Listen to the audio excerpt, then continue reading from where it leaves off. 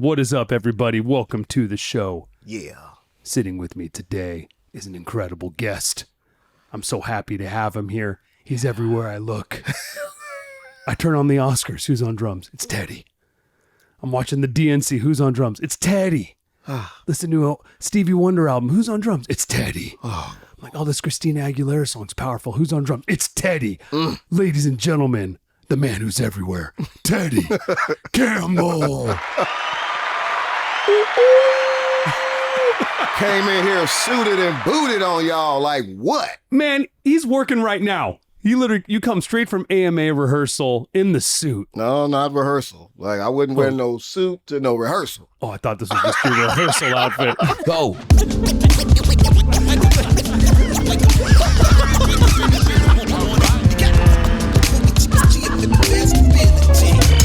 Let's go. You look great. Thank you. Thank you. I appreciate you coming from AMA taping. Yeah. Straight to the house, man, for the hang. Yeah, this is the fun part of the day. Well, dude, you've been busy. I have, man. I'm grateful, man. Man. Yeah, for real. It don't have to be like this, especially for me, doing it for a nice little minute, and to still be doing it, That's a blessing, man. I'm not taking that lightly. Oh man, yeah. Well, you've been at the top for a long time. You don't have to say it like that, bro. Okay, you've been at the top for a short while. Come on, man. Just my entire adult life. No, just kidding. I'll drink to that, man. I we're gonna get to this later, but yeah, when I first discovered you was in 2006, the Modern Drummer Festival, VHS. And I saw you play, and I was like, this guy's amazing. And I want to get to that. We're going to wait a little bit before we go to the past. Right now, I want to stick with a bit of the current. All right. First of all, your Instagram game has been fantastic. Thank you. I don't know, you got a new angle or something, but like, it's popping off. What's crazy? Okay, so I started this Instagram page years ago because I was getting ready to go on tour with my wife. We were going to do this thing where I was going to like do my Teddy Campbell band thing. His wife is Tina Campbell of Mary Mary, by the way. Yeah. And so I was getting ready to do this tour. So I was like, I need an Instagram page. I got, we got one together, Teddy and Tina. It's like, I need my own. So I started this page. We didn't go on the tour, and I never posted anything ever again. And this was like, man, this is years. Yeah. And so during the pandemic, I saw somebody post a video with, they were using this Yamaha EAD10. And so this Yamaha EAD10 is just a trigger that you put on your bass drum, but it has like a stereo microphone in it. Mm-hmm. So you can record, but you can also trigger. And I mean, it sounds amazing. And so I was watching this. It's like, this can't be real. It's just one piece of brain. And I was like, nah. So I asked Yamaha, because I play Yamaha drums. Yeah. I'm like, can y'all send me one of these? Yeah. So they sent it. Man, I plugged that thing up and immediately got inspired. Like, I started recording all kind of stuff, you could drumless tracks of taking drums out, and so that kind of started the whole Instagram thing. And I just got really inspired. It happened organically, and I'm grateful for that. But then I moved into a very intentional, I want to teach people, I want to show people what it is that I do, but what you can aspire to do too. I know you're doing this, but here's another way you can, something else you could do too. Yes. And so it was really intentional with like, all right, this is what I'm doing. If you want to do this, here, you can learn from this. And so that's kind of like the intent behind the Instagram. That's awesome, man. Yeah. So. Well, it's been great, and it's also your personality comes across in it too, which is good, especially in the captions. And yeah. It's like me, man. I'm like Uncle Ted. You're also like one of the greatest drummers alive, and you're also on all the sickest gigs. So I think thank you, man. You put everything together, and it explodes into one really great Instagram. Man. So go follow Teddy if you're not already. Thank you, Teddy Campbell Band. Oh, okay. Yeah, the one-man band. So I would like to talk. Let's kick this off. I want to talk to you about Rickey Minor. Yeah, and your relationship, your longtime relationship. Yeah. With Rickey Minor, one of the greatest musical directors in the game. And you two together are man, amazing partners. So how did you get the gig with Rickey Minor? Beautiful story, man. I got some really cool stories, man. That's why I know, like, God was like, all right, I want to put you right here. I want you to do this. And I'm going to set it up for you, and it's only going to be for you. And I'm like, okay. Sold. So I'm like, you know, I'm a church boy from Chicago. I got a friend who is, he's out on the road with Eric Clapton right now. His name is Tim Carmen. He plays keyboards with Eric Clapton. And I met him. I moved to LA and I started playing, you know, little things here and there. So I was doing like a Gerald Albright gig, and I met Tim on this gig, and so then we became friends. So fast forward, Frankie Beverly and Maze were doing auditions for drummers, and the music director at the time, Wayne Lindsay, who's really good friends with Rickey, they toured together with Whitney. He auditioned me. My boy Tim told Wayne, I got the drummer for you. So it was like a cattle call of drummers, and I'm 21 at the time. Yeah. And so Wayne auditioned me. I got the Frankie Beverly gig. So I'm on the road with Maze, you know, Frankie Beverly. I'm gonna shout out all the old heads who's gonna be watching this, because some of y'all don't know who Frankie Beverly is. He just passed away, but Frankie Beverly and Maze is like one of the greatest R&B bands in the world. Absolutely. And Beyonce covered his song Before I Let Go. Just so you guys have a little reference of who Frankie Beverly is. Been around for a long time. So I'm way too young to be on this gig. like I'm 22 years old, and everybody else is 50 something, you know, 60. And so so I got this gig, and so Wayne told Rickey about me. Now Rickey was on tour with Whitney. He wanted to quit the Whitney gig and come back to LA and start his Rickey Minor band thing, the TV show stuff. Mm-hmm. I just so happened to be, I wasn't even living in LA just yet. So I just so happened to be moving to LA that year, had been playing with Frankie Beverly. Wayne told Rickey, Rickey hired me. As soon as I got that call from Rickey, the rest is history. Like, he was going from using Ricky Lawson on some things, and I literally came in at a time where Rickey was trying to reinvent himself. Wow. And he wanted a new sound. He wanted something fresh. He wanted, you know, and to move to that next level. Because he was quitting. He had quit Whitney. His mom was even like, what are you doing? What am I going to tell people? you know what I mean? Like, you going to tell them that your boy ain't on the gig no more. So when he was moving and transitioning to his next, so was I. And I just happened to be there. And when I got that call, the rest is history. I mean, literally everything that Rickey does. I mean, so much so, man, like he was making me MD of things. Yeah. Like when I was on Frankie, I was getting ready to get married, and I wanted to come off that gig and do something else. I had just met Rickey. And I asked him, like, man, I need to get off this gig. He's like, all right, man, I got a gig for you. He made me the music director for 98 Degrees. Wow.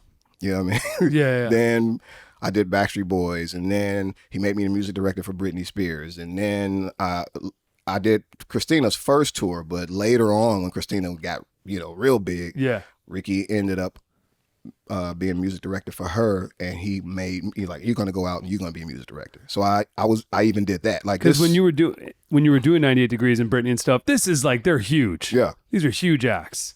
Yeah, man. And I'm like a drummer, like that drummer MD thing. Yeah. I think that low key started with me too. Wow. You know what I mean? Like, I did not know that. Yeah. So I was that guy.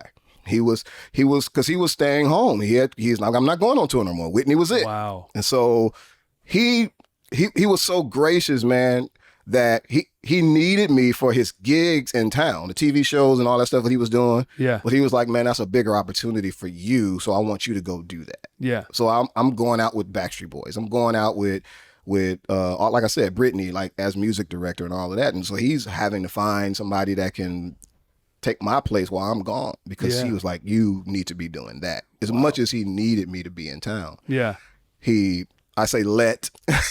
But he afforded me that opportunity to go and do that. What year was that when that started? So, man, like 90, 99. Wow. My first music director job with that Rickey gave me was 98 Degrees, and that was in 99 because I got married in 2000. Wow. And like there was some issues even when I was doing the 98 Degrees gig. Like I was telling them, I said, hey, listen, man, we were doing like some big Disney special or something. Yeah. And I was like, and a storm came in and pushed everything back. Yeah. And I'm like, y'all, I was 2000, I'm sorry, because I got married in August 2000. I'm like, listen, I got to get home, y'all. I got a wedding and a wedding dinner and all that. They were like, you can't miss the wedding dinner. I was like, no, my wife will not marry me. So I was like, we'll give you a private plane and put you on a plane and do all that. And I was like, no, I'm not.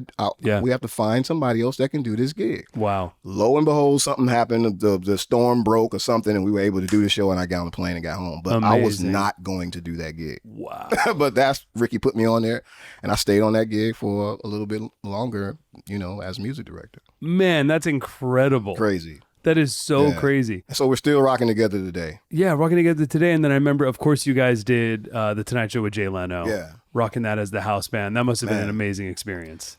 Man, those are the kind of gigs where you feel like, all right, I made it. Yeah. you know, like for real. Like if you want to be a musician in town. Yeah. I mean, there's plenty of tours you can go on to aspire. You want to, to aspire to be a touring drummer and all that.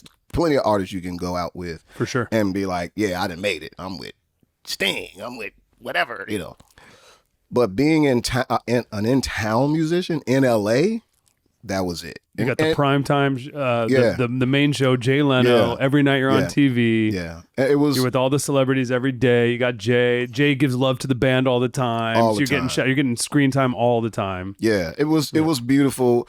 It was like all of the work that we had done, especially like with American Idol. We put a lot of work in.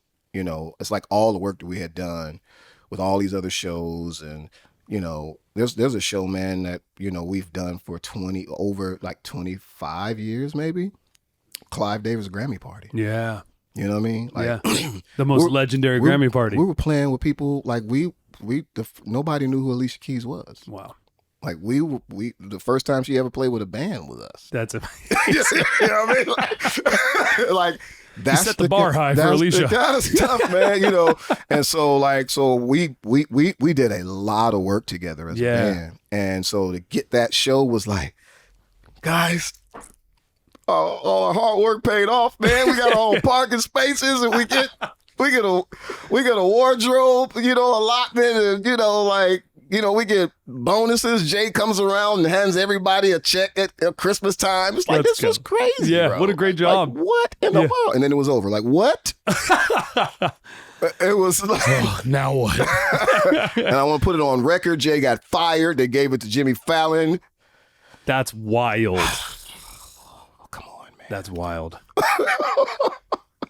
Man. Snatched it from my man. Gave it to the young boy. This isn't about me, but when that happened, they did the who was it? Lauren Michaels, right? He was in charge of choosing, right? So they were choosing who's going to replace Jay, and it got down to 2 people. They already knew, bro. And it was Jimmy Fallon and BJ Novak from The Office, right? And it got down to the 2 of them, and BJ came over to my house and he asked me, I'm 22 or something at the time, came over to my house and asked me, he was like, yo, so they've narrowed it down. It's between me and Jimmy Fallon, and Jimmy's got Questlove and the Roots as his band. Would you be my band leader and build out a band for me? And I was like, absolutely. Are you kidding me? And then he was like, okay, I'm going to rent out Rosie O'Donnell studio next week. We're going to do it. We're going to do a take of it to show them. I was like, okay, great. And then the next day they were like, never mind, it's Jimmy. Yeah, no, that went nowhere for me. I was like, they do it, man. I mean, because he kept coming on the show. Wow. As a guest. Like, man, I got a picture with my son who's 12 now. Yeah. He's holding my son. Wow. On one of his, visits to the show. Yeah. And my son was like 9 months or something. That's crazy. You know what I mean? So like he was coming. They were like grooming him, bro.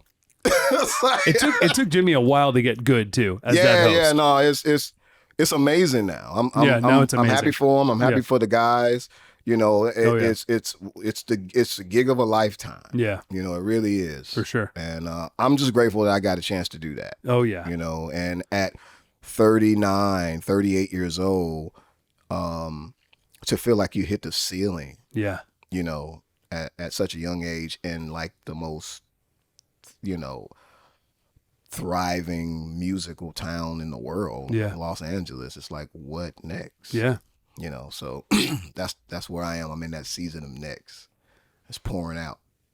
Well, you're doing good in the season of next. Man, thank So, you. It's I'm gonna tell you, man, it's not easy, bro, Yeah. because you know, I'm Teddy Campbell, but like I'm not that Teddy. And to have to pivot and really grow up, Yeah. you know what I mean, and make decisions for where I am now. Yeah. And forget the old, like remember it in a way like, you know, man, this was a blessing. Yeah. And I'm grateful that I got to do, but I'm not going to do that again. So how do you go through the thought process of what's next for you?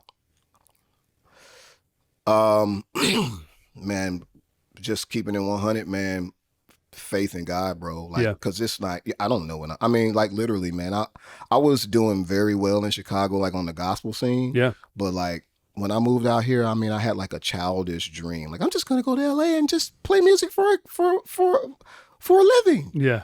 You know, everybody's like, who did you want to play for? Did you have anybody in mind? No, I wanted to go to LA because I heard LA was the place to go. Yeah. And then I met my wife and she was from LA and that moved everything along faster. Yeah, you know for what I mean? sure. So, but yeah, man, so I came out here and I did not know. I just knew that I wanted to do this for a living. Yeah. And so I remember, man, I was 16 years old and I was 16, 17 years old and I was playing in my church and I didn't really have a relationship with God at the time. I was just like, you know, playing drums in church like all church boys do, you know.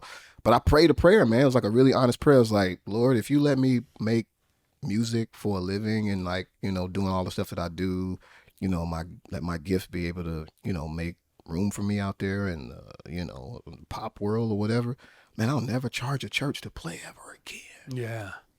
I'll just play just for you at church just because I love you and I'm grateful. Man, next year I was on tour. That's amazing. I graduated high school 1993. In June and September, I was on the road. Wow. And I have not stopped since. Have not stopped. So, yeah. Going through the process of next is really faith, bro. Like, because I don't know, like, I mean, it's like, kind of a new thing for you too. It is because now at this season of my life, it's not momentum. It's not, you know, like, yeah, I'm the man and I'm, you know, I'm doing all this work and, you know, I should be doing this. I put in the work and I'm like, no, this is like the next season. Yeah. Like, you're not the man. Not like that. Yeah. I mean, you're still good. I'm better than I was. Yeah. But like those gigs, I don't have those gigs. Right. I got good gigs. I don't have those gigs. You know, and so. Do you want me to remind you just were the drummer for the Oscars? That literally just happened, and you just drove to my house from the AMAs. So okay, so let me say do you this. want to just remind you? Yes, thank you. But let me tell you what I mean. The Tonight Show, American Idol, especially the Tonight Show. American Idol was a nice amount of time. Yeah, we for sure. we had breaks. Yeah. But you know that was a nice amount of work at one time. Yeah. Yeah. Of course, the Tonight Show was all year round. We had like a 5-week hiatus. Yeah. You know what I mean? But like, so to now be, I went on tour with SCAGGS in 2018. That was my first tour in 10 years. Wow. I hadn't toured in 10 years. I was in LA doing the LA stuff. Yeah. Yeah. Yeah. And so to have to go back on tour in 2018 felt like I was going backwards. Yeah. You know, it's like, man, I gotta go on tour and that's gonna be twice a year. You know, Boz is an older man. He ain't trying to be out, you know. Right. So that changed. Yeah. You know, and then even moving forward is like, he's not touring as much. Mm-hmm. We're starting to pick up a little bit more work, you know, like we were doing, the Rickey Minor Band. But again, what I mean by that is like the consistency is not like it was. And not like it was for a long time. It was really consistent and plentiful. And so now I say that to say that has changed. Yep, I understand. And it leaves me a lot of room, a lot of space to have to do something new. Yes. You know? Yeah. What am I going to do now? Yeah. You know?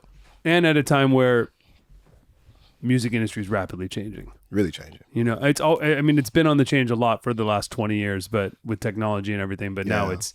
And I think it's better in a lot of ways. It's not in some. Yeah. But I think it's better in a lot of ways because it forces us musicians to be creative and have to like really put stuff out, Yeah. really be intentional about what we want to say and what we want to put out, and not hide behind an artist or waiting for the phone to ring. Right. It For puts sure. a lot of pressure on, creativity. Creating content, output, yes. putting yourself out Yes. there, being an entrepreneur. Yes. You And that's got to be the why entrepreneur. That's why that Instagram thing changed for me. Yeah. Because I was just doing the work. Yeah. I wasn't posting the work. Yeah. But now you got to post the work. Yeah. You got to post the work. If you don't post it, you ain't do it. And you know what? Even just me, just as a drummer and as a fan, right? I'm so grateful because it's fun. I love watching you play. So there's more content of you playing now compared to it being like more sparse. Yeah. You were never one of those drummers where there was a ton of content. There was some content and some big content of you, but like now I can see more regular stuff of you. You sound incredible. Thank you. Right? Thank you. And you're doing all this epic shit. So the outside world would never have the same thoughts that you have when you're critical on yourself. Of course. Yeah. Right. Of course. Yeah. And I also just want people to understand this is the ebb and flow of the game, man. Absolutely. You know what I mean? Like, for y'all that don't know who I am, there's a lot of younger people that don't know who I am. And they didn't watch American Idol. Or Jay Leno, who is that? Yeah. You know what I mean? I there was once upon a time where like every day almost, you know, I was doing something, you know what I mean? And so you go through those times like, okay, you were on the mountain, like literally standing, owning the mountain, you know? And now all of a sudden you're like, can I get back up there?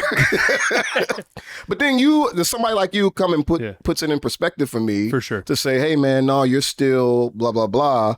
And which is great, but there is a new season, there is a new time, and you have to evolve. Yeah. You have to change. Yeah. And that's just where I am, and the evolution is beautiful. Yeah. Because I'm growing, I'm maturing, I'm learning, all that, man. But it is a process. Man, absolutely. Yeah. Well, you got the right mentality because you're not just sitting there being comfortable, right? You're really out there being like, wait, okay, I want to be at this next high peak, right? Because I think to any drummer that would look at you, they'd be like, you're there, you're at that high peak. You're not like down a step or whatever, right? Yeah. Like that's you being self-critical, which I understand as I am the same on me, course. right?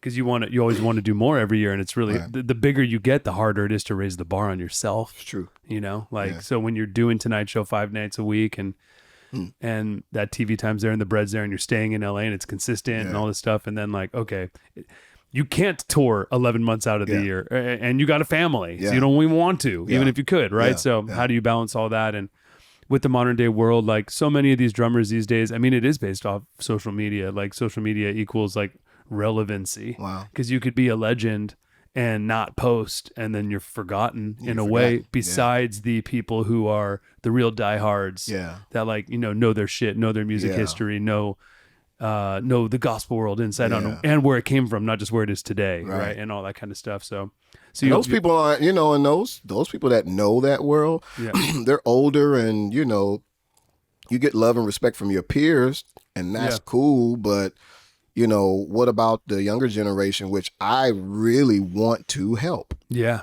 I do. I realize how important mentorship was for me. Yeah, and if you don't have it, it's like not having a parent. Yeah. You know what I mean? Like, absolutely. Well put. It's the same way, it's like not having a father at home. You know what I mean? It's like, whatever that is for you. It's like you grow up and, you have great success, and, you live a blessed life, but there's a hole in it. There's something missing. Yeah. Because you skipped over something. Yeah. So you're longing for that thing that you didn't get. Absolutely. And I realize, I know that, from, the music perspective, personal, family perspective. So I understand what it's like for the younger guys to just be out here looking for the OGs to help. Yes. And we not helping them. Yeah. First of all, we jealous of them. Right.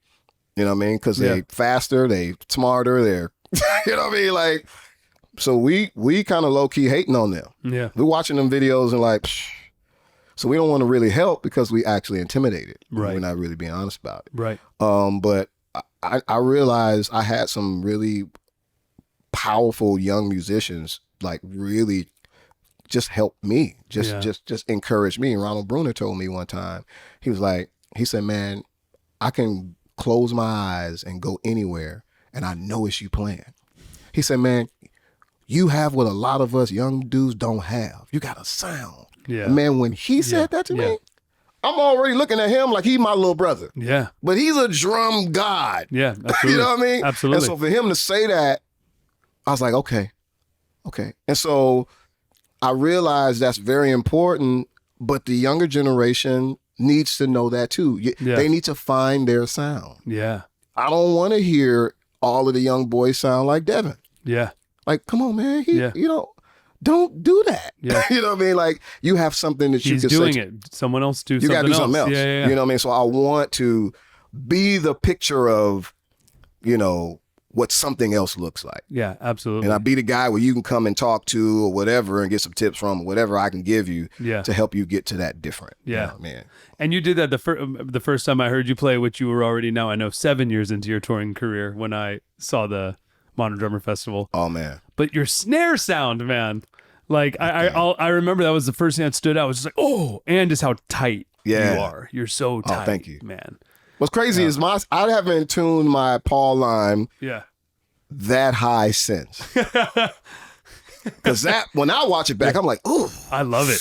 That's amazing. I should tighten it up a little bit more. That thing was popping. It's a 5.5 by 14 chrome over brass Paul Lime signature snare from Yamaha. They don't even make them anymore. Wow. And you can't find it. I think that snare drum is the greatest snare drum in the world. It is like the most versatile. All the records that I've done, all of them, I just manipulate the sound. Wow. I tune it up, tune it down. I don't really change. I got 10 snare drums I'll bring in the studio. Yeah. And all I do is tweak that one. The producer, there it is. Yeah, snare's incredible, dude. That's the snare. Wow, that's it. They say it ain't the oven, it's the cook. Yeah, exactly. Exactly. I'll take that. It's a nice oven though, too. Amazing oven. Yeah.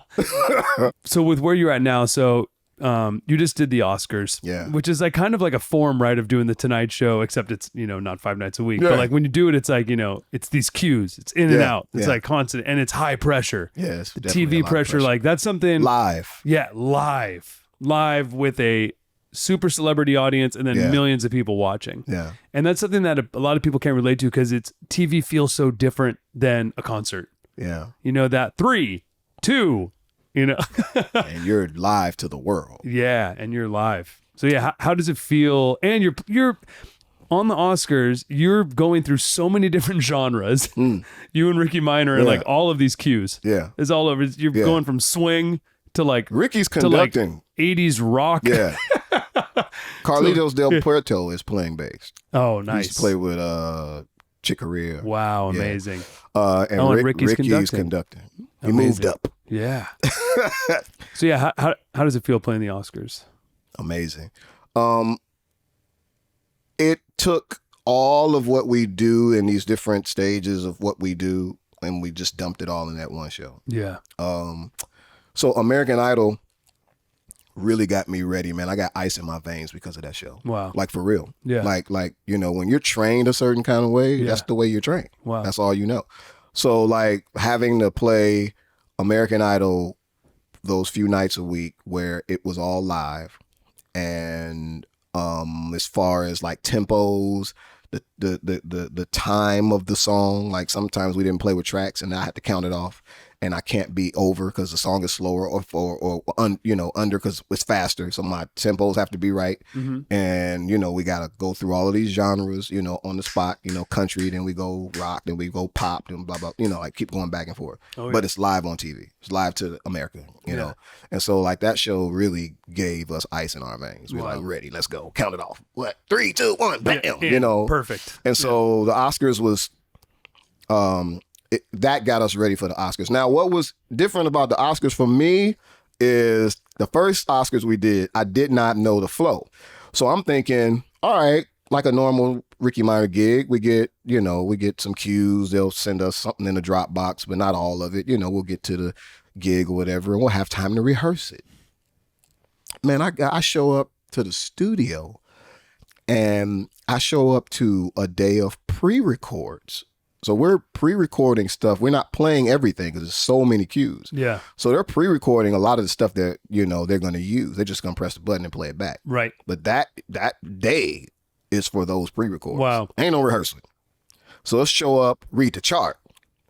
And it's like very specific parts, drum parts, you know, going from, you know, playing in 9 to 4 to, you know, calypso to jazz, you know, playing with brushes to, you know, hip hop. And it's like, read the chart, go.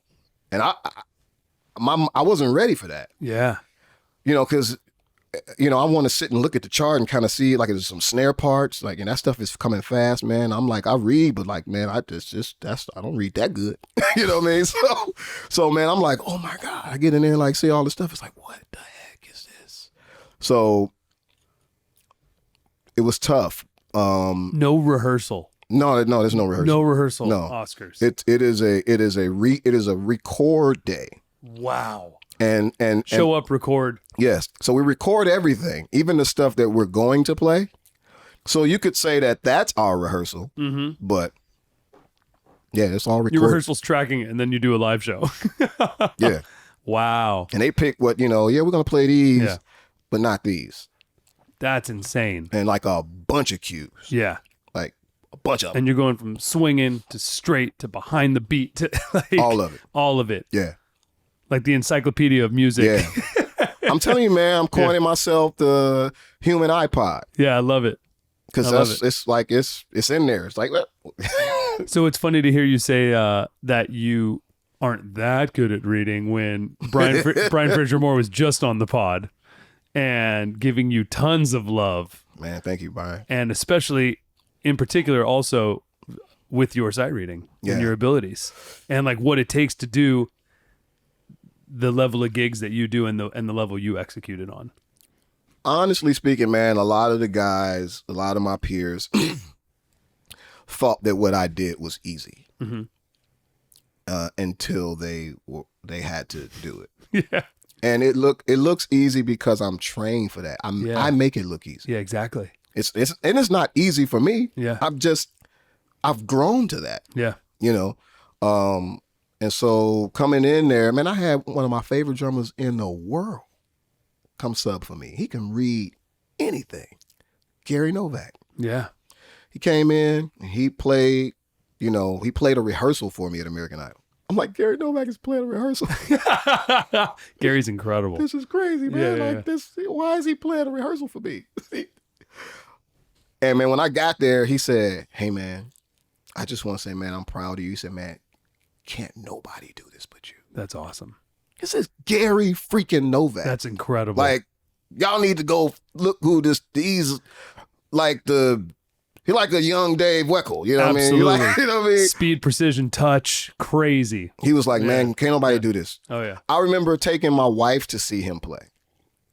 And we don't do that. We don't go to gigs and all that kind of stuff. She's not, you know, she thinks I'm just the epitome of drums, right? Yeah. So we're sitting there.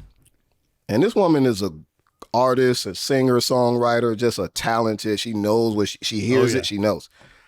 She sits there. She looks at me. She said, "He's got to be one of the best drummers in the world, right? Or is he the best?" I was like, "Yeah." She's like, "Oh, okay." That's awesome. I was like, yes, that's why we're here. Yeah, that's why we've never gone to any other gig to hear anybody play, but this dude, you know, because he's one of those guys. He absolutely is. But he said that, and so like, you know, a lot of those guys got a chance to sit in that seat. Aaron, Rex, yeah, you know what I mean, Lil Jon, Brian, you know, a lot of folks, and they get to see, you know, what it is. They get to see that speed, man. I think Brian had an experience when we were doing the recordings for American Idol. We were doing, back in the day, we used to do these iTunes recordings. So you get all the contestants, like top 12. Yeah. And we go on Capitol Records and we record all of their songs. Now, we only had one day to do this. We had one day to record rhythm. We had one day, the same day, Rickey would record the rhythm. Then he would record the horns. Then he would record the strings. Then sometimes he have to overdub the percussion. Wow. Then he would record the background singers, and then we have to send all of that stuff to contestants so they can record the next day. So I said to help him out, because I feel like my job is to be Rickey's personal music director. Yeah. I'm a servant to him. I love that. That's my job, to make him look good. Yeah. So hey man, you got the right bass. Okay, you know, look at bar 5. You know, I'm this all behind the scenes. I love that. You know what I mean? Yeah. And so I was like, man, I gotta help this man out. So I gotta do everything in one take. it wasn't like, yeah, I'm gonna kill him. I'm about to go and want to take Teddy. Yeah. No, that was what I had to do to help him. Yeah. So I started doing everything in one take. Wow. Everything. I program, I'm like, I hear it, I read the bam, bam, bam, move on to the next. Wow. So when them dudes came in to do that, no. LeBron was like, we moving on? No, we gotta. But that was, I'm trained for that. Yeah, man. It's not like I'm trained for that. Yeah. I like the mentality and the intention behind it. Yeah. Is really great. You're not doing it because you're a badass, you want to show off, you're doing it to help someone. It's my job. Yeah. To help him. Yeah. Make him look good. Take that pressure off him. It's hence why he's kept you right by his side for many, many, many years. Yeah, man. That's amazing. Yeah. And now on top of that, so I watch the DNC, hear you guys killing it, and then I hear you singing. Get up off of that thing. Let you feel better. Living in America. So we used to sing that on the Tonight Show. That's great. Funny story. Like I'm singing. So I'm in a group called the Soul Seekers. Yep. It's a gospel quartet group, bunch of great musicians. Crazy ensemble. crazy, right? Ensemble. So I'm singing in this band. Yeah. I don't play drums in this band. Lead singer. Yeah, I'm the lead singer. I'm lead singer of this group. Yeah. And so fast forward, we're at the Tonight Show. I used to get off of the drums to go down to the mic and sing like songs to get the crowd hype. Because Rickey wanted my energy, right? Yeah. And so he told me one day, he said, man, and then sometimes during the show, like Wayne Lindsay would get on the drums and kind of I love Wayne. Yeah, he figure his way through. Sorry, Z, but you know you had some pocket. No, you got some pocket. Yeah. All right, so he get on the drums, and then I'll get on the mic, and then I'll slide my way back and get off. And then so Rickey came to me one day and was like, man, I'm having a hard time getting you back to the drums, and I need you singing, but I need you on the drums. I don't know what to do. Classic Rickey Minor. He never ever tells me what to do. He always lets me figure it out. Gives you the situation. He never tells me, it's incredible. Go do this. Yeah. Or do this. Yeah. Never. And so I said, okay. Now this night, I have to sing Mother Popcorn, James Brown song. And so I'm gonna get off the drums and do it, So Dave DeLone, the other keyboard player, is one of my favorite keyboard players in the world. He sends me a YouTube clip of Buddy Miles and Buddy Guy. So Buddy Miles is playing and singing. He used to be the drummer for the band Gypsies for, Jimi Hendrix, right? Hendrix, yeah. So, and Buddy Guy, of course, Legendary Blues. They're doing something together. And Dave sends me a video, and in the text, he just wrote, "You can do this." And so I watched this video like all night. I'm like, oh my God. I think I can do this. Right? Yeah. So next day, Rickey's like, what you gonna do, man? I said, I'm gonna sing it from the drums. He's like, okay. Man, so in our little rehearsal room we got, right? So I'm in the rehearsal room. Hello.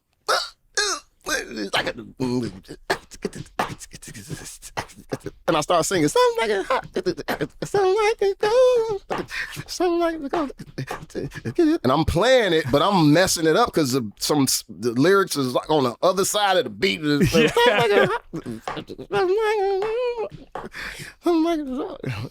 And I'm like, oh. Something like it. So everybody like, something like it. So Rickey comes up to me, he says, what you gonna do? I said, I'm gonna work it out. I'll be cool. So I stayed in that rehearsal room, worked it out, sang it from the drums. Man, Dorian, who's one of the greatest singers alive, he's singing with Michael Jackson and he's out with James Taylor. He's a great guy. He's our lead singer. So when I killed this from the drums, because they actually killed it, it was great. Yeah. He was like, man, you want some more songs to sing? I was like, yeah. So I had like 20 songs, man. I was singing every day. Let's go. And that's how it happened. That's and awesome. So Living in America was one of those songs. I sang like all the James Brown songs. It was cool. That's so great. Yeah, that's how that happened. And now you got artists like Anderson .Paak singing from the kit. Yeah, man. And it's got to be more of a thing. I want to see this more often. Yeah, man. I love the singing from the kit. Yeah, Jameson Karen Ross. Carpenter was doing it, I guess. Yeah. Jameson Ross is one of the greatest. He's like an amazing, one of the snarky puppy drummers, but he's like one of the greatest singers alive. Can we talk about you music directing Britney Spears? Yeah. Because that's something I don't think people think about. Sometimes my kids like, Dad, you was like, you was our music director? I'm like, yeah. At like her peak, she was huge then. Yeah. Okay, so what was going on then? What was it like music directing Britney Spears? What was it like directing her and working with her? It was cool. So Britney, she respected me because at that time she was like she was showing up at like different churches, like she was going like trying to like looking for God, you know what I mean? So like she knew that I was like a believer and like so she had great respect for me, from that perspective. Musically, everything was tight, man. We just had everything rolling, man. I mean, I had dope guys playing, and it was just, we rehearsed, we arranged, that's the one thing about a good music director. You don't have to do everything. You got to know how to delegate. You got to know how to get everybody's opinions and make the best out of the gumbo that you're given. Absolutely. But that's a big part of it. And that's what I did. I mean, I had to, because I don't play keys. I sing, so I can sing parts. I can sing lines. I can, I give the guitar player parts. I can sing the parts, so it was easy for me in that respect. But like not being able to play, I need somebody that can speak my language. Yep. I could say something to, and they're like, oh yeah, okay. And we work well together. So I had that. It was great. But Britney had like a level of respect for me. He's like, all right, Teddy, you want to pray? Like every day he's like, he's going to pray, So the respect was there, and she just had a lot of trust in me.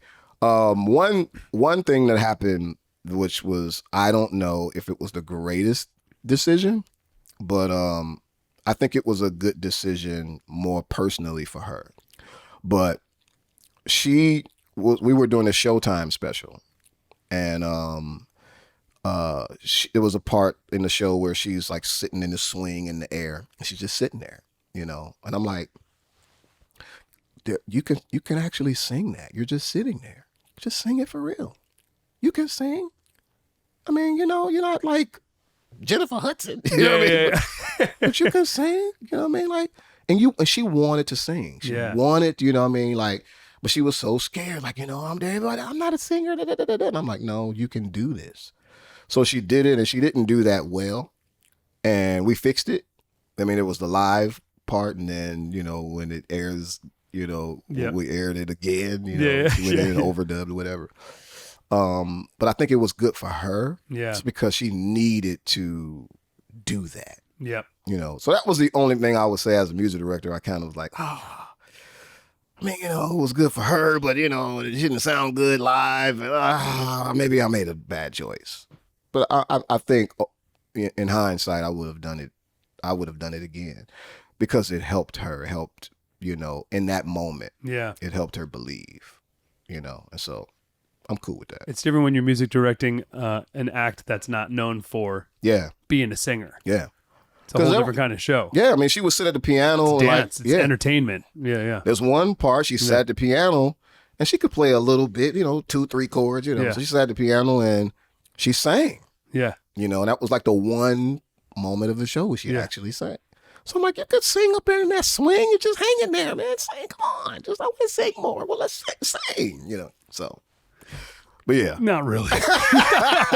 Again, man, it's like, That must have been cool, though, to play. Like, those are smash songs. Bro, like, we had and at the fun. peak. Oh, I had so much fun on that. You know what I mean? And you're still in your early years of touring at that point. Too. Yeah, that's 2004. Yeah. Yeah. Wow, dude. Yeah, man. I'm like, what am I? 28? That's awesome. That's awesome. It was beautiful. That's amazing. Yeah, man. With the biggest pop star on the planet. Man. Yeah. That tour was huge, man. Yeah. What tour was that? What was Onyx Hotel. Onyx Hotel. That's awesome. Yeah, that was when Toxic came out. Wow. Well, we used to kill that. Oh my God.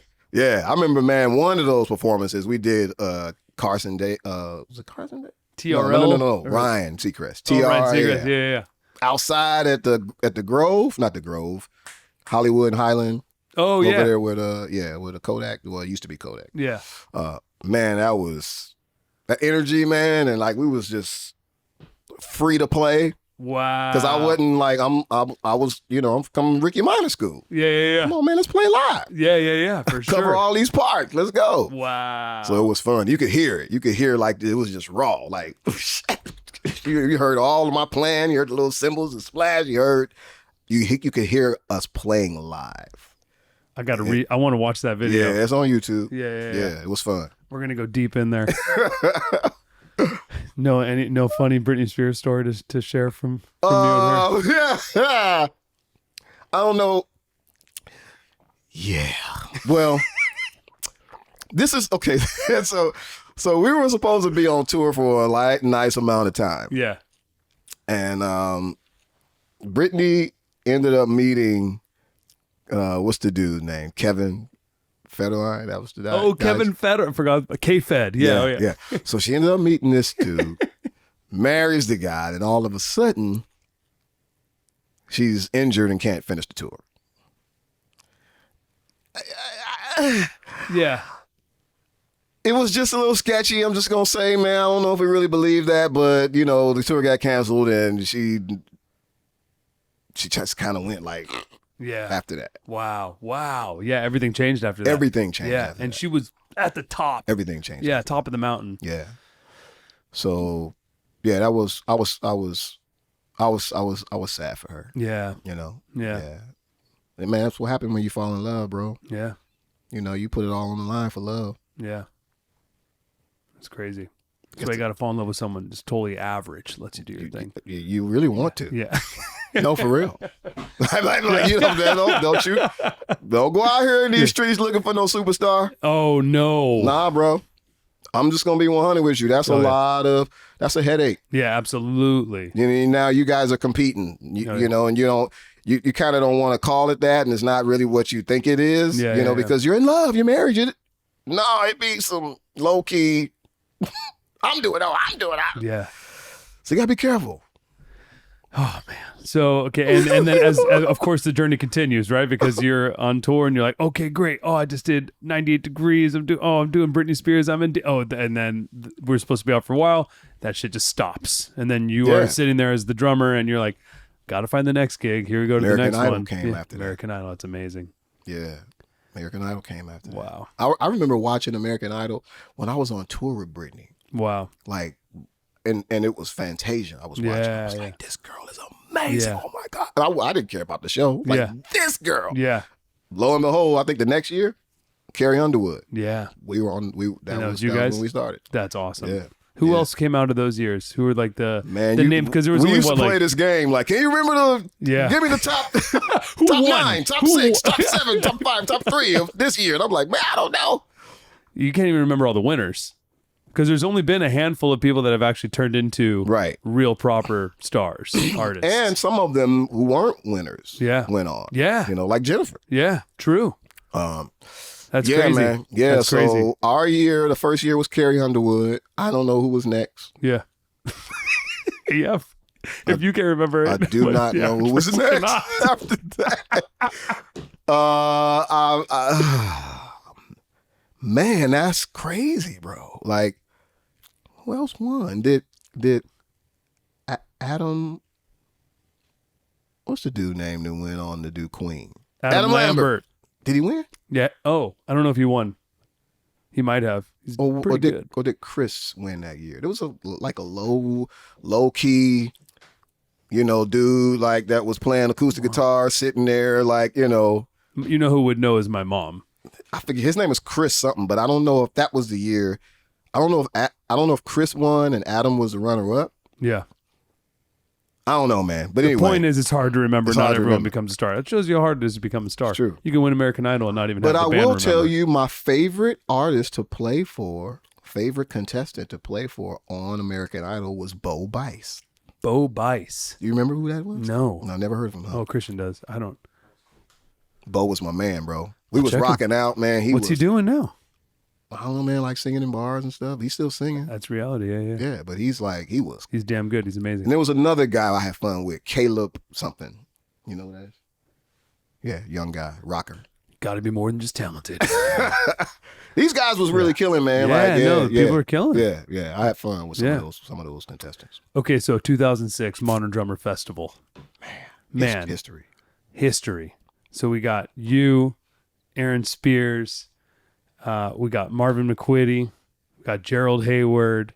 The four of you playing together changed my life when I watched that. So I was 20 or something, and like a lot of people, man. And I was like, what? This is amazing. That was my first time hearing of all of you guys, right? Wow.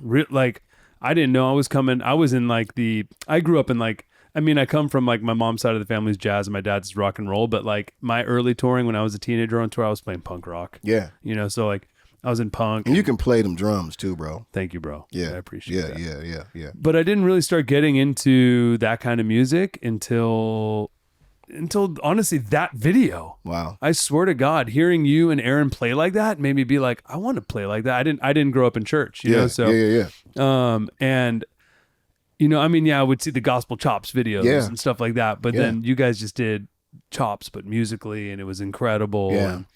And, so my question for you is, when you guys did that, did you know how impactful it was going to be? No. And the reason why we didn't know is because we were just grateful that Modern Drummer showed some love to gospel music. Yeah, absolutely. So we felt like honored. Yeah. And like not just honored, but like responsible. Yeah. We gotta, like we didn't think, we were just like, man, we gotta represent well. Yeah. You know what I mean? This is our chance, man. Like, this may not happen again. Yeah. You know, and so it was beautiful, man, how it just all came together. I mean, Marvin was living in Houston at the time, and he was over music ministry at a church, a great church. I'm still friends with the pastors now, today. Brett and Scott Jones in Houston. Humble, Texas, actually. And church is called Grace. And so we went there. Shout out to Logan Wilkinson, man. He's like Marvin's protege, you know, and he was there helping us out, man, and helping us through this. And man, we just went to Marvin's church, man. We just worked this out. We just worked out all the stuff that we were gonna do, and you know, talk about it, and the four of you, just plan it out. And then Nissan too, because Nissan was, you know, at that time Nissan was like, you know, he was, of course, killing on drums, but man, he was producing records with Missy and Timberland. You know, like he was on a whole other level doing the production. Yeah, so that like, was him doing the beat. So he programmed the beat on the spot. Yeah, you know, just did that, and then we just, man, it was so cold, bro. Oh, like, yeah. It was crazy. So yeah, we worked all that out at Marvin's church. Then we got there and did the thing. And what was beautiful about it is when we got off stage, man, Gerald Hayward was just weeping. He was just like crying, man, like in deep gratitude. Yeah. Because for all of us that was on that stage, Marvin too, but Gerald is the reason why we play what we play. Wow. If it wasn't for Gerald, man, none of us would be playing what we play on pop gigs. Wow. R&B gigs. Never. It wouldn't have happened.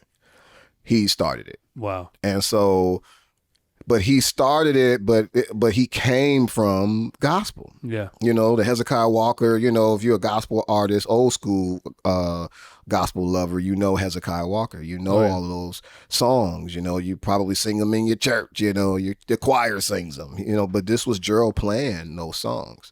So he has some iconic, legendary feels and swag to his playing and all of that, man. So when he got with Mary and started doing all that stuff, man, he brought all that stuff to R&B, and it was crazy. It just messed all of us up. So we were like, we got to do that. Yes. What you saw Yes. is what we said when we saw Gerald. Wow. We got to do that. Yes. You know what I mean? And so he was grateful, man. It was like, man, I did all of this work, man, and worked so hard to get to where I am, and man, to have these guys, you know, like, you know, honor the music, the genre, you know, he was just overwhelmed.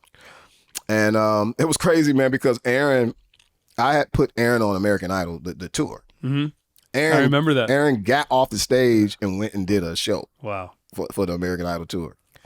And so That's amazing. Yeah, so it was just it was electrifying, man. In the room, like just being in the room, it was kind of like, what is going on? You could tell the people were like, what just happened? It stole the whole show.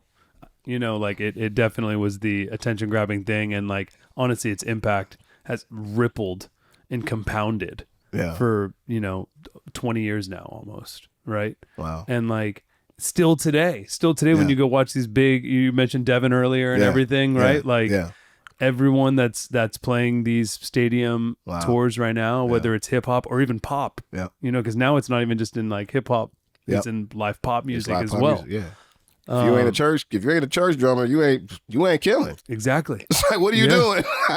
You don't even. You're not going to get the gig. Yeah. You know what I mean? You're not going to get it. You're not going to get the gig. It's like that's not what we're looking Unless for. it's Foo Fighters, you're not going to get it. It's like, nah, it's got to be some rock and roll, man. You're not, all you do is 2 and 4. That's you just pocket. Cool. Yeah. Next. You're not going to get the gig. Actually, pocket has changed the definition. We changed the definition of pocket. Yeah, for sure. Church drummers, like that's pocket. Oh yeah. Better be syncopated. Like Cass said. Cass told me, he said, man, you're the one, man, you know, that got me dancing on my hi-hats. That's what he said. That's awesome. So it's like, if that's not what he said. He said, you're the one, man, that got me dancing on my hi-hats. Yeah, that's exactly what he said. Cass, did you hear that? That was really good, bro. I love Cass. But yeah, all that, man. If it ain't syncopated, man, what you doing? You just no, that's not pocket. That dude. So yeah, I saw that, and it made me, go straight to my drum room and be like, I want to play. I had never heard of that. I wasn't listening to gospel music growing up. Wow. I just didn't hear it. Yeah, you didn't hear it.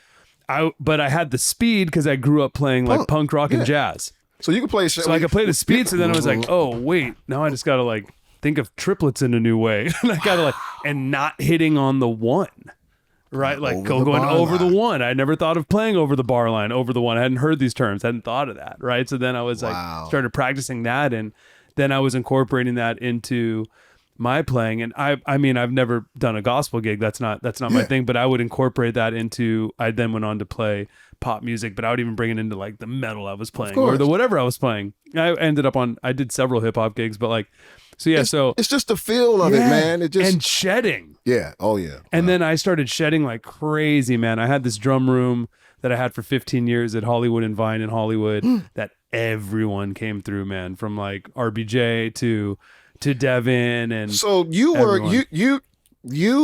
you started your thing at like, there was like this mansion you were doing gigs at, right? Yes, but that's where you were doing some other stuff. That's where Jam Card started, and the Jam Jam. The Jam Jam, I was staying at, we had this investor who let me stay at his house. Wow. And when I launched Jam Card in 2017, that's where the Jam Jam started, with like Stanley Randolph on drums, and that was the first one with Stanley, and then we had Gordon Campbell, we had Devin, etc. We had a bunch of great drummers come through, and but before Jam Card, bro, I was throwing sheds at my place in Hollywood with whoever was coming through LA.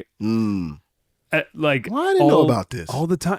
You and I, for whatever reason, didn't meet, bro. That's crazy. Yeah, we never met. Aaron came through so many times, bro. And I didn't we didn't cross paths, bro. When I launched the first version of Jam Card in 2014, which not even a lot of people know about, everyone thinks it came out in 2017, which it did in terms of what everyone knows. But my first beta came out 2014, and one of the first people on it was Aaron.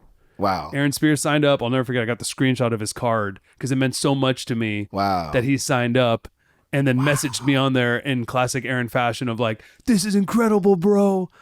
I love what you made. Like, and just being super supportive. Yeah, of course. Friend that he is, right? Like, but so even way before Jam Card, I was doing sheds, but the sheds came for me, like opened up my eyes, was that. And then I got into, watching those gospel chops videos and all that stuff. And then I met Eric, I met Tony, I met, and then Ronald and Thomas and everyone, man, like, and like so many people came. Thomas never came through, but everybody else came through. And we did that all the way up until COVID. Like, and then the sheds. Even so, Jam Card was out. There were sheds at my place all the time. It would be like I remember one of the last ones right before COVID. It was like Devin, Six Taylor, Nick Smith, CJ Thompson, little young JD Beck, and Matt Garska, and Luke Holland. Right. So we're like, that was like a normal thing. That was how I met Garska. Yeah, Matt lives here. Matt lives here, but it was even then. Devin didn't live here; he was in Atlanta, right? You know, but it was just whoever was in town would come through. Dang, man! And so like people would hit me up like, "Oh, I'm playing the Palladium, or I'm playing the Fonda," which was both really close. Right. They would just walk over. Yeah. And or if they were playing the Bowl or wherever, dude, it was just, everyone ended up at my drum shed, my That's cave. So killing that you had that. Yeah. I mean, we would do some of that, you know, out here at Nissan's church, really, when we did a lot of the sheds. Man. A lot of legendary sheds at Nissan's church. Man. But that, I mean, that's how me and Aaron got cool. Man, shedding at his house. Yeah, dude. I used to love shedding with Aaron. Aaron was one of the only drummers that I looked up to at that level that I actually enjoyed playing with him. Yeah. Because he would also educate me while we were playing. He would stop and be like, what was that? And then he would break it down. Yeah. Where then when I'm playing with like, if I'm shedding when I would with like Ronald Bruner or Devin, or I'm just going. Like, you're just like, yeah. And I'm also just like, I need to stop. Yeah, I can't do that. I can't do that. You went to another realm and I don't. Yeah. You sped up time. Yeah. In general, the time vortex that we live in. I'm not on that. I'm not on that plane. Yeah, man, that's amazing, bro. But I wish we met back then. But I mean, I knew of you. I was a fan. I was watching all your shit, man, and being inspired. But I'm glad we here now. Yes, dude. Yeah, for real. And yeah, man. So yeah, I just want to also take the moment to give our love to Aaron, of course. Dude. Oh man, yeah. He, of course, one of a kind. Like we all have the same testimony, you know, about just who he was as a human being. Yeah. You know, to be a force on the drums and a force as just a human being. Yeah. And his character off the drums is unusual. Yeah. You know, so he was definitely one of a kind. Definitely feel like, you know, God allowed us to have. To see Aaron and experience him, so we have a really high bar to, you know, you can play, like he's the greatest drummer alive, but the greatest human too. Yeah, we got a long way to go. Yeah, so, So that's the bar. Yeah, thank you, Aaron. Thank you, God. We should all reach for it continually. I think about Aaron all the time still, man. Yeah. Yeah. And what's crazy is me and Kaz was hanging out yesterday. Yeah. He was like, man, Aaron told me, you have to lock in with Teddy. You have to lock in with Teddy. You have to call Teddy. You have to, you know what I mean? So now me and Kaz are hanging, you know what I mean? You know, he's such a good guy He's a good guy, bro. But that was like, you know, him and Aaron, we know that relationship, you know what I mean? So just for even, you know, him to tell him that you need to talk to me. Yeah. It says a lot about what Aaron thought of me. Oh, absolutely. You know what I mean? Absolutely. And that's huge. Yeah, man. He loved you. It's huge. Absolutely. Yeah, it's huge. He was the best, dude. He was the best dude. And another testament to how much he loved you. So, for Aaron, but before Aaron passed away, he wrote out his funeral, right? Didn't he? He like wrote out like, hey, this is what I would want my funeral to be. And you were in his. You got to say something. Yeah. Yeah. So you spoke at the funeral. Well, you know, they had to, you know, kind of shorten the program. It was like a lot. Yeah. So they thought the best thing would be to have videos. Yeah. You know, so all the people he requested, you know, most of the people he requested, put them in a video, and then just let these few people talk at the funeral. Yep. So I was a part of a video. And even the video obituary Aaron came up with. I'd never seen it. I'm watching it like, man, I ain't never seen that, man. What? This is crazy. They was like, oh yeah, that was Aaron's idea too. I'm like, come on, man. What a guy. Like, for real, bro? Never been done before. Like, yeah, that's crazy. I hope reincarnation exists because I want Aaron back. Look, bro, it just lets you know that like I said, there's a bar that we all have to reach for. Yeah. And another thing about, you know, Aaron's death is, you know, I just look at it through a different lens. It's like, man, You know, he's a giver of life. He takes it away. It's like, so I'm going to take it away, but I took it away for a purpose. Like, he was ready to come. He's ready to be with me. Y'all ain't ready yet. Yeah. So I need y'all to look at this man's life and say, okay, is this what getting ready or being ready looks like? Wow. Okay, now I need that. I need to aspire to that. And that, to me, gave me peace with him leaving. Wow, that's beautiful, man. It's like, okay, I hear you, God. I love that. Thank you for sharing. Yeah. That's a great. That's what helped me. It's a great perspective. That's what helped me. Very healthy perspective, and like makes so much sense. What helped me. Yeah.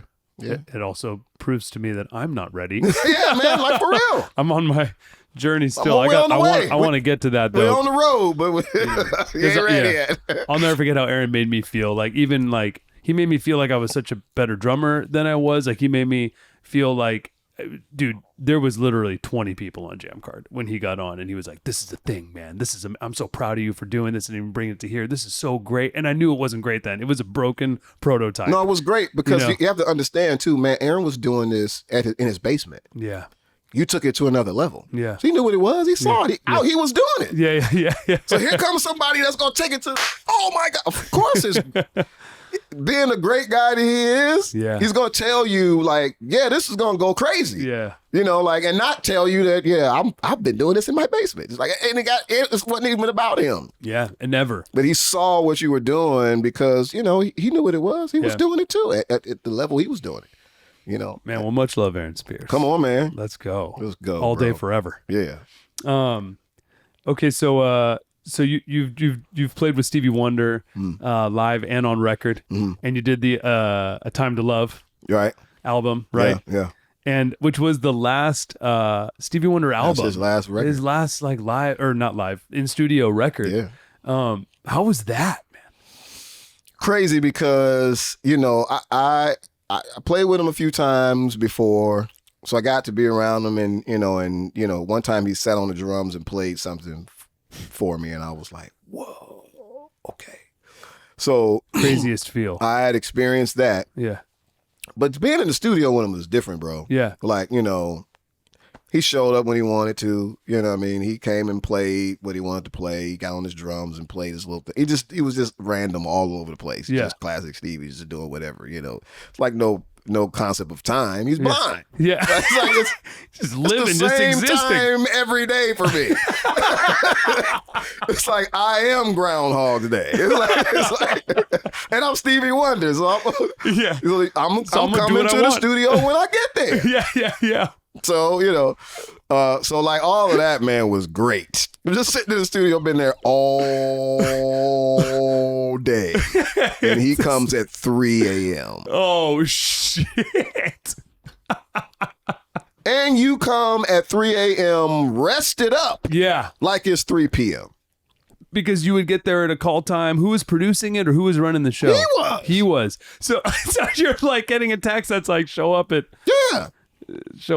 noon, 2, or show up at 3 a.m. Stevie would call me. Still to this day, that's my homeboy. Like I got Stevie to sing on my wife's solo record. So cool. You know what I mean? He bought studio equipment to go on tour so that he could record his part on tour and never recorded it. So like I'm mixing the record. And I'm like, Steve, I need you to be here if you're going to do it. Just tell me no if you're not going to do it. Yeah. I'm going to do it for you. No.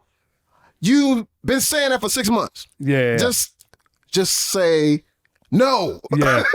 I would please say no. Please. He's like, no, I'm coming. I'm just getting off tour. I'm getting off the road. I'm getting off the plane, and I'm coming over there. I'm coming over there tonight. I'm coming tonight. Okay. I said, all right, man. Again, mixing the record, waiting on Steve. No phone call, no call. Where you at? Texting him, nothing. He comes. Finally said, all right, I'm on my way. 4 a.m.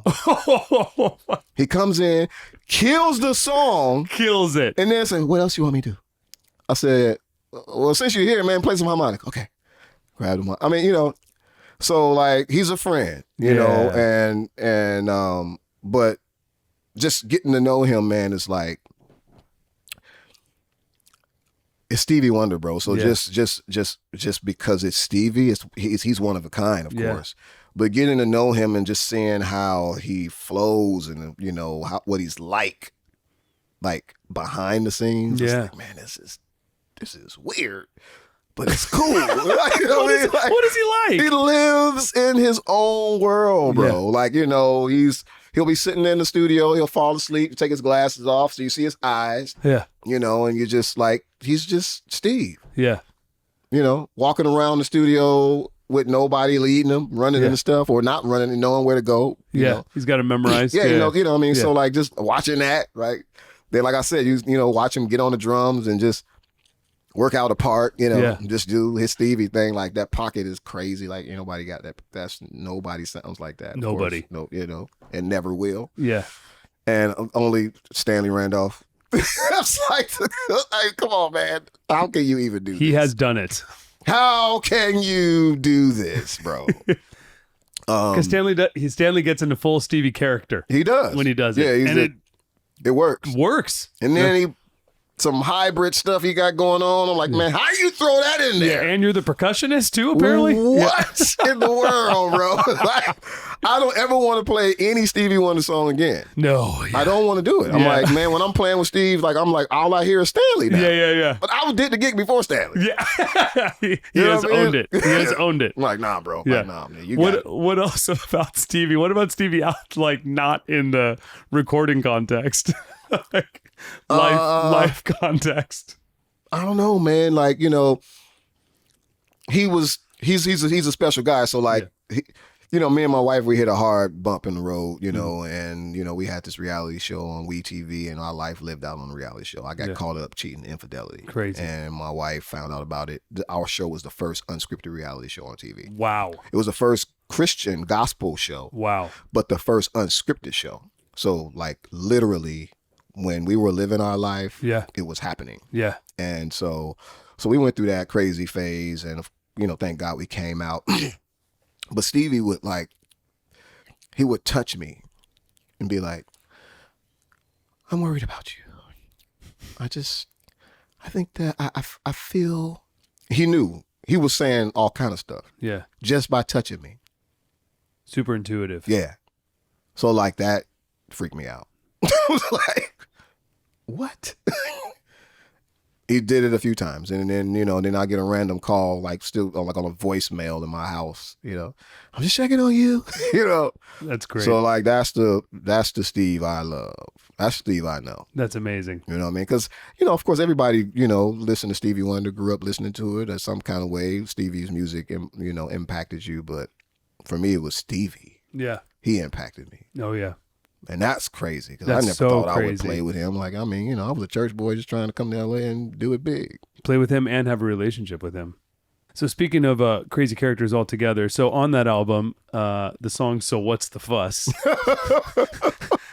Hi, Steve. What is this? with Prince and In Vogue, what was that session like? I played my part, and I don't know when that happened. Oh, really? I wasn't in the studio when that happened. I was like, what in the What world? is this? I'm on a song with Prince? Yeah, I wasn't a part of that. There's a few records I did this thing, and Paul Lime reminds me of this because he played on the original. It was an Elvis record, and it was Elvis and Barbra Streisand, and I don't know, I forget the song. And they got Elvis's vocal. Barbara came in, did her thing, and I'm playing. But of course, Elvis is not there. Yeah. You know what I mean? So that was that, and there was a couple others I did what I did, and they weren't there, and I just end up hearing what? Yeah. I just played drums on this track, and this is what it is. Crazy, yeah. That's a little happy ending. Nice little. It just grows into itself and ends up being a new credit. Yeah, whoa, okay. Oh. I'm on a song with Prince. That's what's crazy about we have a bunch of sample packs with jam cards. So I have two myself as a drummer. So people can just use my beats. Yeah. Right. And then on top of that, we've made so many with jam cards. So now because of that, these source files or whatever, my drums or someone else's we've done it with a lot of people. It's everywhere. It's on Super Bowl commercials and stuff, and it's crazy because we just hear the impact of these sample packs all over the place. We're like, oh wow, not getting royalties, but hey man, you got stuff out there. You can say that's me. You could credit yourself. Yeah, hey, that's me, man. Yes, hey, can I borrow some money? That means a lot. That's going to get you to the money. Okay, so. The money, we are fluid with the money, Teddy. The money comes. It's coming. It goes, it comes, it goes. Yeah, we are fluid with it. Yeah, there we go. Everything is great. Yeah. So ChatGPT says that Teddy is known for his tight, precise drumming with an ability to lock into grooves and rhythms that support the artist while standing out when needed. That's the AI's description of you.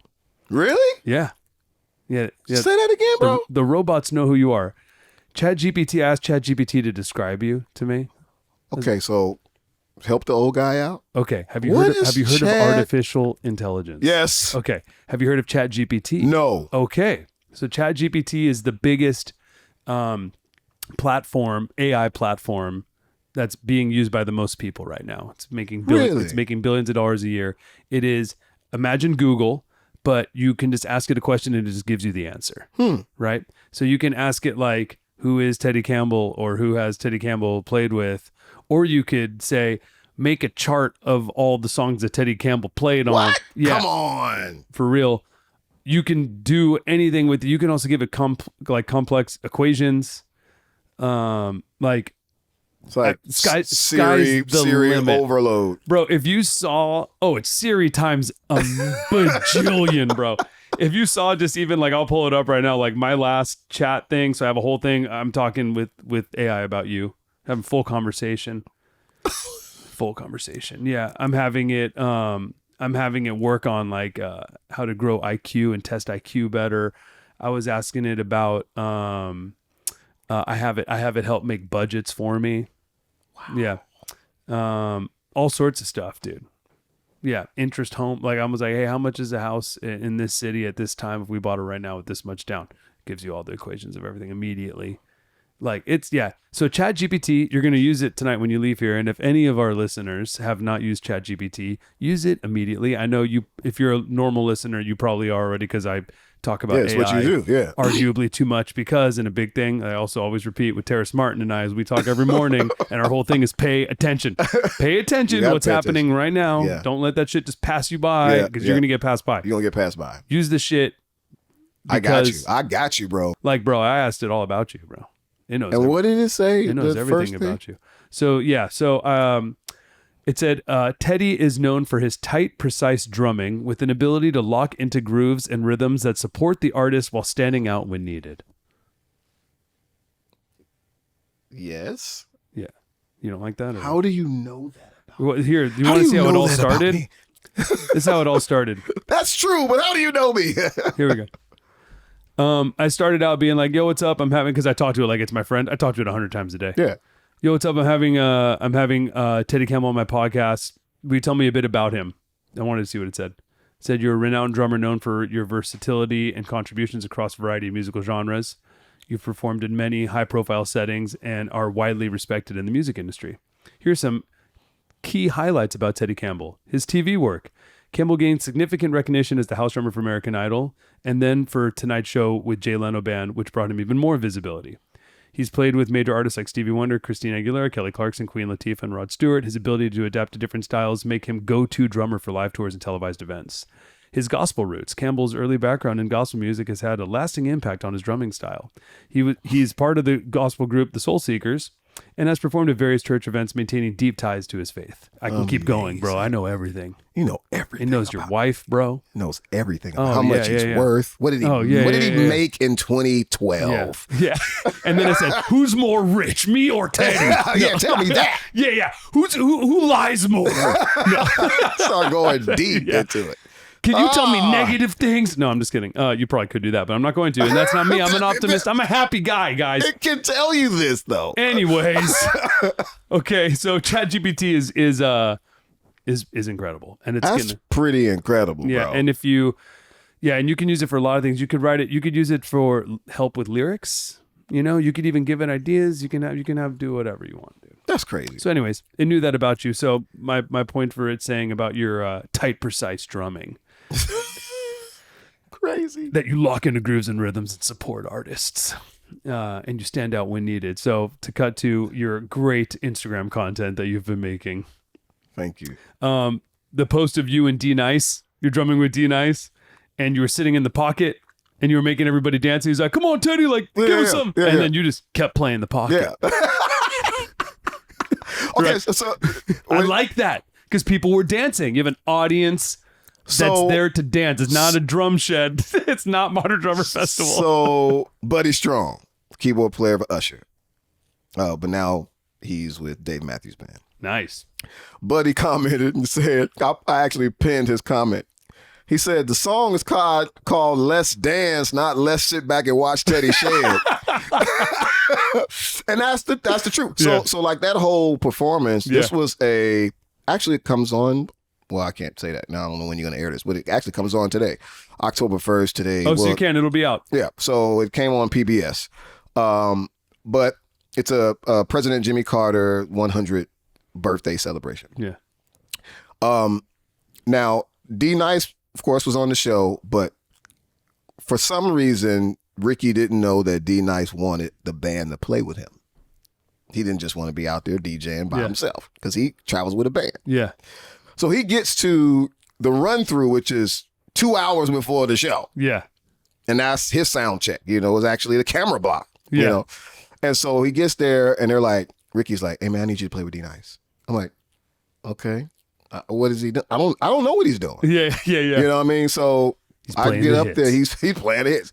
So like I'm like trying to figure my way through, like I'm hearing the songs. Of course I know the songs, thank God, but like, you know, it's happening in the moment.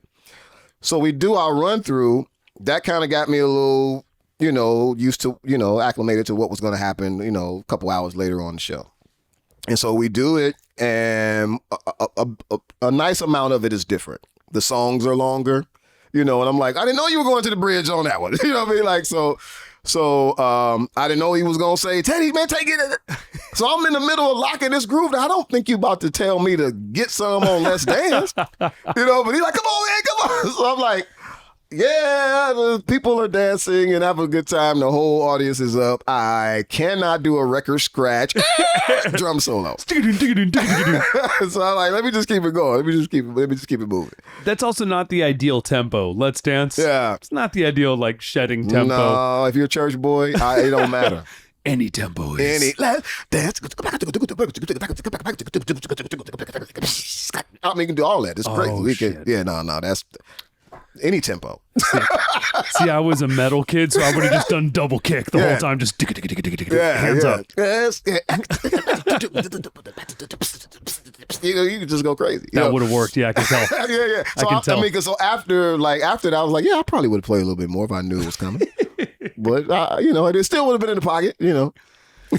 Another funny post from your Instagram is you recently playing with Earth, Wind, and Fire, and then what happened? The sound just goes out. No, so like this was a pre-record, so it wasn't live. Yeah. You know, it was live to tape. Right. What we say in TV. It wasn't live to air. So there was just like a issue, like maybe a teleprompter or like a, you know, audio issue. Yeah. Like we're in the middle of the song. Oh my God, come on, let's dance.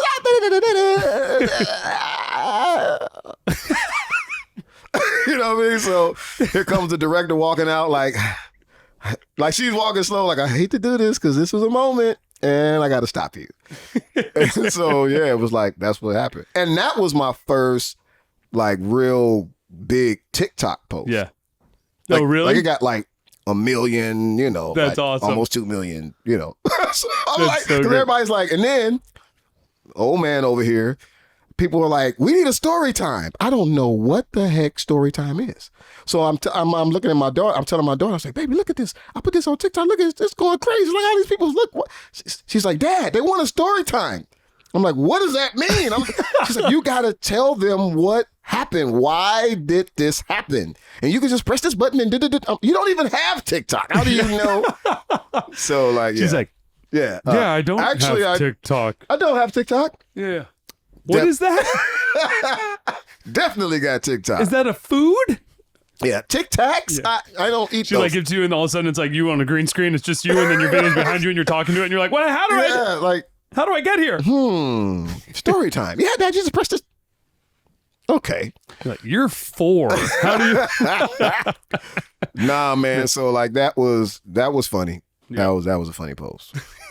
But, People love the things gone wrong. Yeah. It was also an epic moment up until then. Yeah, it was like, oh my. Yeah. Everybody was along for that ride. I'm looking at the comments. They were like, what happened? Like, oh my God. Like, and when I was recording it, I was getting ready to delete it. I was like, oh no, this is not the tape. We fucked up. Yeah. I'm like, I don't want to delete it. Man, something was like, don't you do that. Yeah, that's the one. They're like, don't you want to go viral? Like, you said you need to be on the mountain again, the top of it. The little viral angel was like, yeah, this is your shot. Yeah. The viral angel's like, or no, the angel is like, you should delete it. And then the viral angel's like, no, keep it. No, keep it. It's actually the viral devil. I'm going to give you everything. Yeah, do you want fame? Do you want thousands of comments? Keep this one. It doesn't actually make money, but do you want it? Yeah. It doesn't. Just makes my head bigger. So I'd love to talk about some personal, your personal relationships. So you have a wonderful wife, Tina, of Mary. Yes, sir. Which is, which to me, I have never been able to successfully have a relationship with someone else in entertainment. It's hard work, bro. You have done it for many years. Yeah, I'm 24 years married. Wow. And how do you balance touring live, home, communication? It's not easy, man. Yeah. I mean, my wife she over communicates and I under communicate. And so that communication is a huge issue for us. We're still walking through that. 24 years, man. We're still walking through that. And I think when you're given opportunities to, look at the past and say, all right, we did this, and reevaluate and come and say, all right, man, we're going to try something new, new ways. Yeah. And that's where we are, man. We've evolved and we got to try some new ways. Yeah. You know what I mean? Like we need some new tools. Oh, yeah. You know what I mean? Because we went through a crazy season, man. Like that infidelity season was bad, man. Yeah. Like, and finding out on TV. And of course, there's two sides to every story, but this was betrayal on TV. Yeah. You know what I mean? So that's like that's piled on to what you did. It makes it even worse. It's like, yo, man, you did this in front of this 1.5 million people watching that year, Yeah. And so man, so like that's tough. And then her being literally, one of the greatest gospel groups ever. Yeah. You know what I mean? Like what they did for gospel music hasn't been done since. Yeah. And so like that's a weight for her too, to be the face of the change of gospel music. Yeah. So of course she struggles. She has her own weight to carry with being, a celebrity. Yeah. You know what I mean? And so, being married 24 years, man, and having to navigate all of these different things that are just, a lot of people, you wouldn't know about the random, Joe Blow's life because he's not on TV. He's not, he's just going through life just like everybody else, trying to, have a successful marriage, be a good father, be a good wife, be a good mother, son, blah, blah, blah, blah, blah. But because we're celebrities, I tell my wife, I was like, no, you a celebrity. She's like, no, you famous. You was on TV before me. And I'm like, but I'm a drummer. It's a different. I was like, no, you got, She's like, you're a drummer, singer, musical director. A drummer celebrity. Yeah, it's like, you know what I mean? Like, you know what I mean? I'm like, I'm trying to dumb it down. Like, no, I'm just a, and you got to stop giving everybody your phone number. Like, you're not, I'm like, I play drums. I'm going to give this dude my number. She's like, you got to stop doing that. I'm like, no, I don't. It's like, yes, you do. It's like, you're famous. I'm like, you're famous. Like, we're fighting about who's famous. Like, shut up. You're both famous. So, yeah, man. So it's tough, you know, but again, faith, man. Yeah. It's not me. I've done so much to tear this whole thing up. Of course, she has her own testimonies of, what she's done, you know, but we're still together because God wanted us to be together, and we have faith in Him that He's gonna hold us through, and walking through that, man, is making us more faith filled. Yeah, beautiful. You know what I mean? And that's really what it's about. Higher power, man. Yeah, growing through this thing together. Yeah, you know what I mean, so that's essentially what we want. Yeah, that's beautiful. It's tough, but you know, I got 5 kids, 2 grandkids. It's amazing. You got 2 grandkids? Man, I got a 6-year-old grandson and a 1-year-old granddaughter. Congratulations. Thank you. My oldest daughter's 30. Wow. And I got a 21-year-old daughter, and I got a 17-year-old daughter, and I got a 15-year-old son, and I got a 12-year-old son. So, you know, that's a lot, man. You know, to be in this industry and have to raise kids. Yeah. You know, on top of that. Yeah, big work, man. Yeah, man. Yeah, that's beautiful, though. That's everything. That's the meaning of life, man. It really is, man. Yeah. You know, and I don't deserve the family I have. I'm the only child. Well, it wasn't raised with my dad. So, like, to be this family, man, that shouldn't be my life. But it is. Yeah. And it's my life because it adds to my life. Yeah. And I'm grateful, man. And it keeps going in terms of your family. So, WARRYN Campbell is your brother-in-law? Crazy story. Yeah, we're not related. Yeah, I'm sure we are, you know, going down the line, you know what I mean, going down that rabbit hole. I'm sure we are. Ain't that many black Campbells, you know what I mean? I think all us black Campbells are related. Got to be. Everyone. Mr. Campbell from Ireland, just, you know, we're all his, you know. So anyway, yeah, man, when I met my wife, we were not even dating at the time. I was just liking her. And her sister, Erica, they were both on tour with this play that I was doing. Yeah. I was doing this play. We came to LA. They auditioned for the play. Immediately got hired on the spot. And so they get on the road, and I'm looking at Tina like, I'm going to get her. I like her, you know. And so we end up going to Milwaukee. We're in Milwaukee to do a show, like a week of shows. And we're staying at this hotel, and WARRYN pulls up on a tour bus. It's a Boys to Men Babyface Brandy tour. Yes. WARRYN Campbell is playing for Brandy. Nice. So he gets off the bus, and I walk right up to him. Now, I don't know him. I just walk right up to him. I was like, hey, man, who you here with? You know, he's like, I'm here with Brandy. I was like, oh, hey, cool. I'm here with this play. We just started talking like musicians do. Yeah. Right? He's like, what's your name? He's like, WARRYN Campbell. Well, I'm Teddy Campbell. You know, so he's like, oh, all right, cool, man. I was like, I said, man, I'm about to go to the mall, man. I got to get a black shirt. Man, I'm about to go to the mall. I got to get it. You know, so we walked to the mall together. So from there, we hit it off. Best friends. But while we're in the lobby talking, Tina and Erica walks by. And him and his best friend at the time is in the lobby, and they see them. And WARRYN's like, hey, man, who is that? And I'm like, don't worry about them. You know, like, you know, I don't know which one. Which one you want? Which one? Yeah. So fast forward, they get off the tour, go back home to L.A., and WARRYN, I told him, I said, yeah, man, they from L.A. He said, man, I don't even know them. Yeah, he was like, all right, yeah, they church girls from L.A. He's like, oh, cool. So they go back to L.A., now, because of the play, they want to start writing songs together and singing a little bit more because they was just church girls. Yeah. You know, and so some kind of way they got signed to EMI, Big John Platt, who signed Beyonce. Everybody's Big John. Big John, Everybody know Big John. Big John signs them. And he had already signed WARRYN. WARRYN was already one of his producers.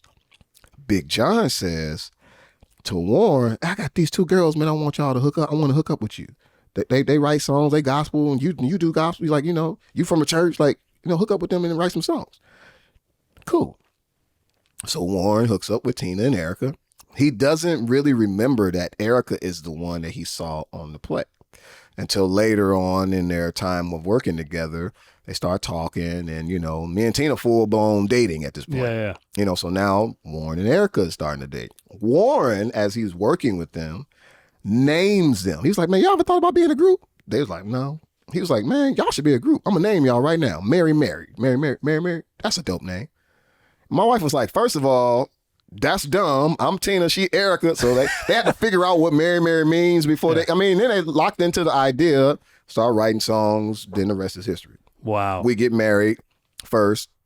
They get married a year later. Wow. Our sons are the exact same age as me and WARRYN are. Wow. Like 4 months apart. Wow. To the date. That's crazy. They're sons. I'm my son and his son. That's amazing, man. So yeah, it's just like that's all right. This is meant to be. That's so cool. Yeah. Life is awesome. Yeah, man, that's really amazing. Yeah. That's really amazing. To be able to have like a brother-in-law, it's like your best friend that is also a black Campbell. Yeah, It's really great. It's like we're strangers until one day they meet and they become best friends for life. Instantly. And marry two sisters. That's now so they great. have the same last name again. By two strangers. Will they change their last name? Of course No, not. of course not. It's Campbell all the way. They're doubling down on Campbell. They want it Tina Atkins? No. Erica Atkins? No. Tina Campbell. Erica Campbell. Even better. Yeah. Mary. The Campbell girls. And they all go on to become legends. Newsflash, they're all famous. They're all famous. All four of Even them. the little drummer from church. He's a famous drummer. That No, you're counts. famous, baby. No, you're famous. Once you're over the bar of fame, it's all just fame.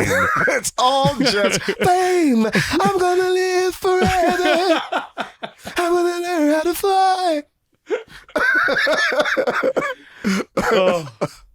I've been seeing you always, had like the rolling head next to you or whatever. Like I feel like you have adapted technology really well with drumming. Yeah. And as you're saying, you're going through your next phase right now and everything. So like, where do you think live drumming is going? It's interesting. So like everything always full circles. It goes back to where, now, man, like people over in different parts of the country are listening to cassette tapes. Yeah. I never thought a cassette tape would come back. I'm like, what's VHS is next? That can't be true. So I feel like everything is full circle. It all comes back to, a point where it was just so much simpler. Yeah. Right? With that said, my homeboy Rex, my little brother Rex L. Hardy, Rex said, man, I'm glad you're posting because I wanted people to know the Teddy I know. Nice. Right? He said, man, so I needed you to start posting. Yeah. Because I could tell people like, man, this is my big bros, mentor, whatever. And I could tell them, but it's kind of like the younger dudes is like, well, okay, but we don't know, So I feel like I am a part of introducing a more organic side of drumming, a more simpler side of drumming that has gotten lost. And just not to say my way is the better way. It's just a different way. Yeah. And it was a way before the new way. Yeah. So however you want to process that. Sure. You know what I mean? It's up to you. Sure. But there is a way that was right when it was right. Yeah. So do we forsake that way altogether? I don't think so. I don't think anything works that way. You know what I mean? We all come back to that time, And so I feel like I'm a part of that time. So I think drumming is going back to a place that's a little bit more simpler than it was. And it'll speed up again and we'll be doing something else. We're playing drums in the sky. I don't know. But I think it's got to come back to that real organic kind of a little simpler. Yeah. You know what I mean? And that's what I think, man. And like we were talking before, that's a part of my next, like, I when I feel like I hit the ceiling at 38, 39 years old playing with the Tonight Show in LA, it's like, man, that can't be the ceiling, right? Yeah. I'm just 38, and this is LA. LA is endless. You can do whatever you want here. And so I felt like I was like, man, you're full. You feel like you hit the limit. You're full because it's time to pour. Oh, yeah. It's time for you to pour out now. You got so much. It's time for you to pour out now. And so I know that I have influence here in LA, but man, I'm from Chicago. Absolutely. You know what I mean? So I know I got influence there. So I've been home a lot. I'm getting ready to start doing this Monday night thing there. This jam like they have here in LA at Gold Diggers, like Alex Wasili does. Just all improv. We just making it up. Putting different bands together. Just make it up. Don't play no covers. If you want to sing something, make it up or sing your own stuff. Yeah. But so that's a part of me pouring out. Another part is the book. I've just finished the book. called 7 Steps from the Church to the Oscars. I love it. And I want to turn that into a curriculum, right? So great. So like these are all things that I'm doing to pour out and to kind of give the drummers and musicians, not just drummers, but musicians in general, a peek into what it was like going from that point to this point. To know that you have to, if you really want to be good at what you do, you have to go from point A to point B. Yep. You can't just show up on Instagram and be killing for the rest of your life. Yep. That's just not how life works. So I want people to understand, no, there's a process. You can chop your way to the top, but you're going to chop your way to the top real fast, and then you're going to drop just as fast. Yeah. And you don't want to do that. You want to go gradually up to the top so that you have all of these different things in your tool belt. You can pull out this one, you can pull out that one, you can pull out that. But if you just come on the scene, bam, you can't stay at the top the whole time. Yeah. It's not the way life goes. Absolutely. So yeah, I feel like there's a gap in even the younger generation, and I feel like I'm a part of filling that gap in. And what that gap is, maybe just simply put, is just, going back to a time where things were a little bit more simpler. Yeah. That's all. I love it, dude. Yeah. Final question. What do you want to be remembered for? Man. Again, man, we talk about one of the greatest humans, drummers that ever existed, Aaron, and the impact that he had on people. Just by his life. His drumming was larger than life, but his life was even larger. I want everyone. I want my family. I want people that know me for what I do as a drummer. I want people to know that I cared about them. And even though I didn't do everything right, I really love people. I love my family, and I really do love people. And I want people to experience the greatest joys in life. I want people to know God. I want people to love their family. I want people to live pure lives, man, and treat each other right, love each other, man, and just really just do good. You know what I mean? So you don't have to really be hiding behind the bad stuff that you do. You can live a free life. It's a freedom in just living a clean life, man, just loving people. You know what I mean? So I want people to know, man, Teddy actually cared, man. He cared. He tried because he cared. He cared about his family. He cared about his wife. He cared about his kids. He cared about us. He cares about musicians. He cares about people. And he's trying to do something that shows that he cares, but he's trying to leave something that's greater than himself. That's what I want to be known for. That's beautiful, dude. I can tell that you care. Thank you. Thank you for coming here and spending time with me, bro. I really appreciate it. Thank you for having me, bro. Because you were already at the top of the mountain, bro. You're sitting there. Teddy Campbell, ladies and gentlemen. Let's go.